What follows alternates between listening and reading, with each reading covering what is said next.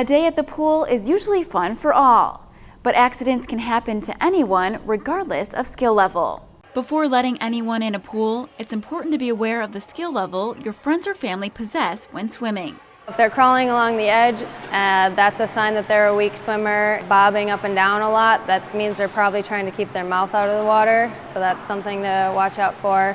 Per Illinois state law, no child can swim alone if they're under 16. One of the biggest risks is drowning, defined as a process resulting in primary respiratory impairment from submersion or immersion in a liquid medium.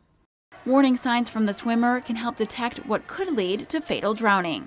There's distressed swimmers, that's kind of before they're actively drowning. They may be making a little bit of progress, but not too much towards an edge or the shallower portion of a pool. But they become an active drowning victim when they stop losing forward motion. So they'll be doing the typical, climbing a ladder pose. So that means their head is tilted back and their arms are scooping, but they're not going anywhere, and they're kicking, and that's not helping. And then a passive drowning victim, that's when they've gone through this active phase, possibly, unless it was a cardiac emergency, and they're already face down or face up in the water, and they're not making any progress. They're pretty much just floating or sinking. Typically in fatal drowning situations, the person needs to be saved within 90 seconds to avoid any cardiac emergencies or death. But recent news stories have also warned of the risk of dry drowning or secondary drowning. Experts note these are not medically accepted terms.